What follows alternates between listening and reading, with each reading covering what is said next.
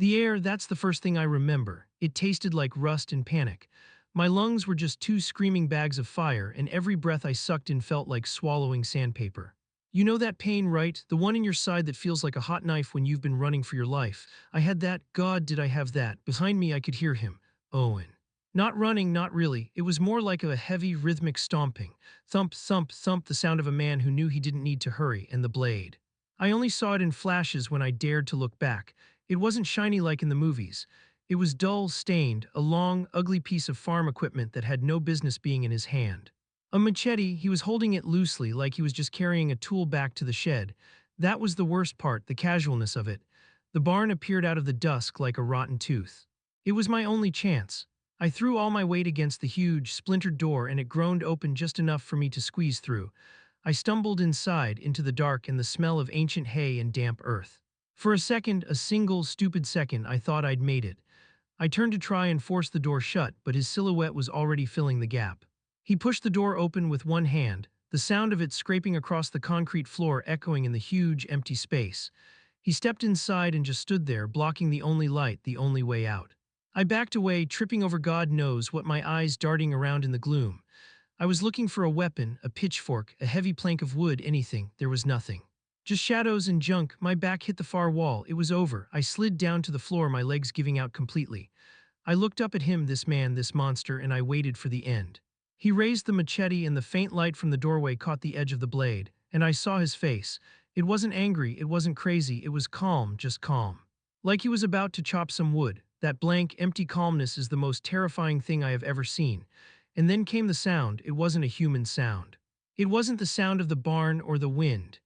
It was a groan, a deep structural complaint from the very bones of the building high above us, in the darkness where the rafters disappeared into nothing. It was the sound of tired metal, of bolts that had been fighting a losing battle against gravity and moisture for 50 years finally surrendering. It was a long, drawn-out shriek of tearing steel, a noise that seemed to go on for an eternity in that split second. My brain, already flooded with adrenaline, couldn't place it. For a horrifying moment, I thought it was part of his attack, that he had an accomplice, that the whole damn roof was rigged to collapse. Before I could form another thought, the world dissolved. It didn't just get dusty, it was like a solid thing, a curtain of rust, bird droppings, and ancient debris that rained down from the ceiling. It was thick and choking. I squeezed my eyes shut, instinct throwing my arms over my head. I felt grit on my teeth. Then came the pressure wave. A deafening rush of displaced air, like a freight train passing an inch from my ear, so powerful it felt like it might collapse my lungs. It was followed by a thud, a sound so profound, so absolute I felt it in my bones, vibrating up from the concrete floor. It wasn't a clean crash, it was a complex, layered sound. There was the boom of tons of metal hitting the floor, a crack as the concrete itself gave way, and underneath it all, a sickening, wet, pulpy crunch. The sound of something soft and yielding being utterly annihilated. Then silence. A silence so total, so absolute, it was louder than the noise that came before it. My ears were ringing. The only other sound was my own breathing, coming in ragged, pathetic gasps. The dust was still a thick, swirling fog, catching the slivers of twilight from the doorway in hazy, cinematic beams. It smelled of iron and damp earth. Slowly, as if my limbs belonged to someone else, I lowered my arms. My heart was still trying to hammer its way out of my chest. The part of my brain that was screaming, "I'm going to die," hadn't gotten the memo that the threat was apparently gone. It was still screaming, but now it was just noise in an empty room. As the dust began to settle, a shape emerged from the gloom, a colossal, impossible shape. Where Owen had been standing, there was now a thing, a giant funnel-shaped metal object, a grain hopper. It was tilted at a drunken angle, its wide mouth buried a good 6 inches into the shattered concrete floor. Rust flaked from it like dead skin. It stood there huge and silent and utterly alien. Like a meteorite, a piece of some dead industrial god that had fallen from the sky and chosen this exact spot to land. There was no sign of Owen, none at all. He was just gone, erased. I stared at the bottom edge of this metal monster where it met the floor. A dark, viscous liquid was beginning to seep out from underneath, pooling in the cracks of the broken concrete. I didn't feel saved, I didn't feel relief, I felt nothing. My mind was a complete blank, a static hiss. I had been preparing to be hacked to pieces, and instead I had just witnessed a man being deleted from existence by a random act of physics. It wasn't a miracle, it was a disgusting, horrifying, meaningless punchline to a joke I didn't even know I was part of. I'm still shaking. I don't even know why I'm posting this, my hands feel like they're not mine. I guess I just need to write it down to tell someone who isn't a cop with a notepad or a paramedic checking my pupils. I need to know if this is real. 3 days ago, a man tried to kill me, a guy from my neighborhood, Owen. He lived a few streets over, one of those quiet guys you see mowing his lawn and never think twice about. Well, he snapped. He came after me with a machete. I don't know why. There was no fight, no argument, nothing. He just had this look in his eyes and I ran. I ended up in that old abandoned barn down by the creek. He cornered me, that's it, end of story.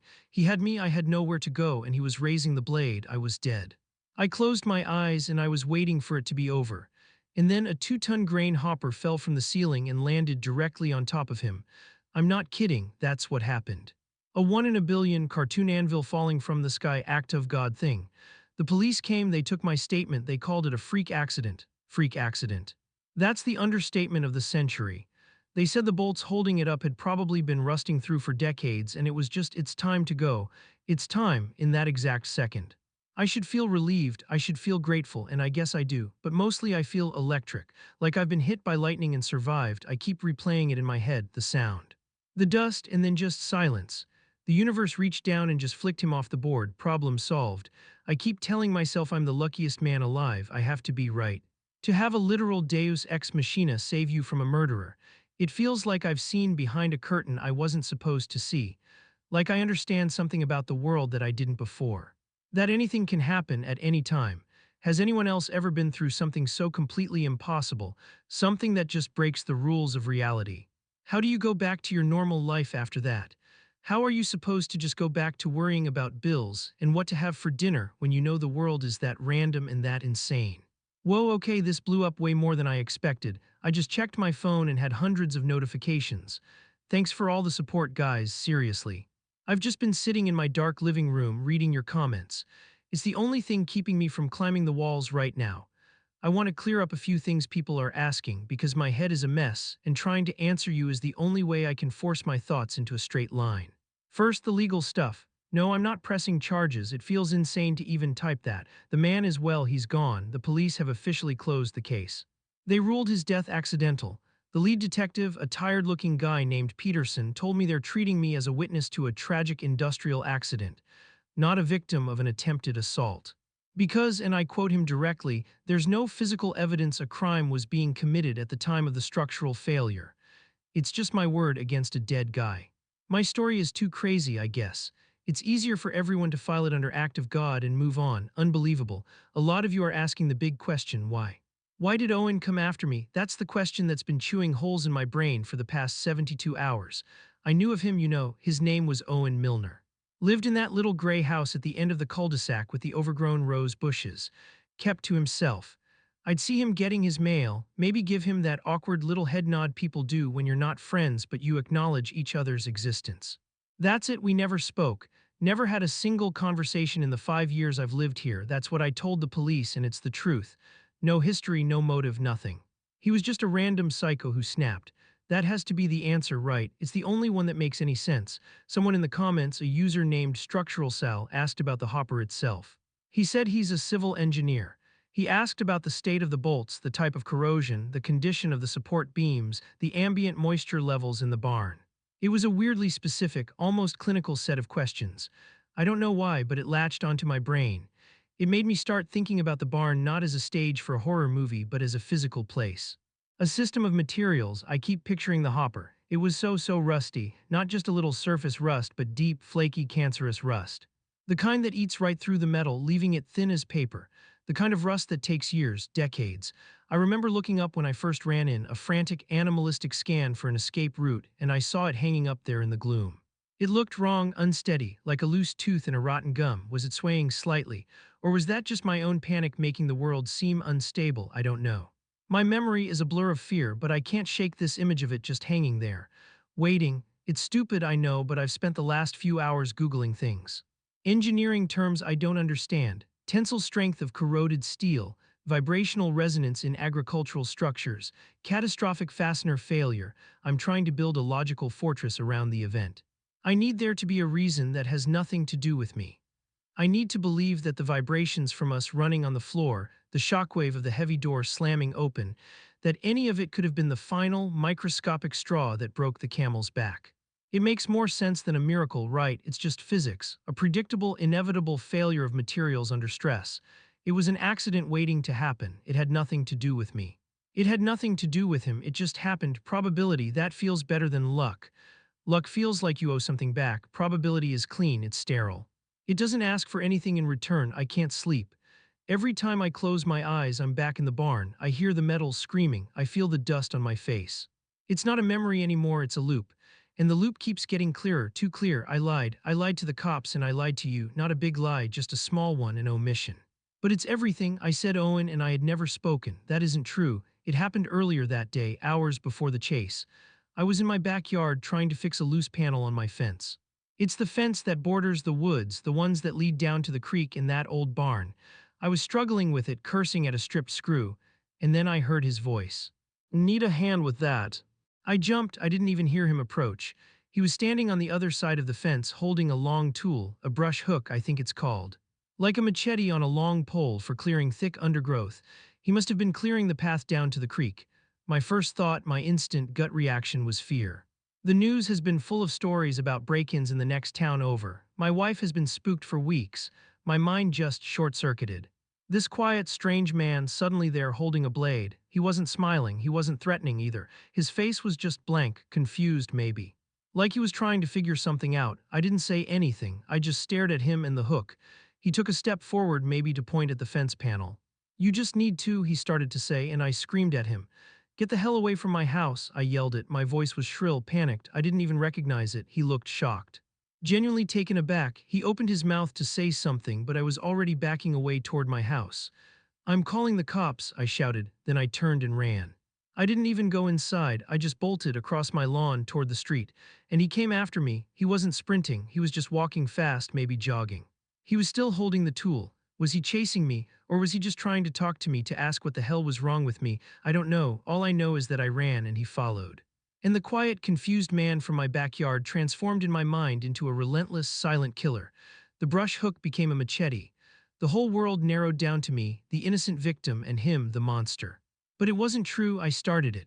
My stupid, paranoid, terrified brain started it all. It wasn't a miracle, it wasn't bad luck or good luck. It wasn't physics and it wasn't God. It was just rust. The rust didn't care. I finally understand. After I wrote that last post, something in me just broke. I couldn't sit in my house anymore. I had to go back.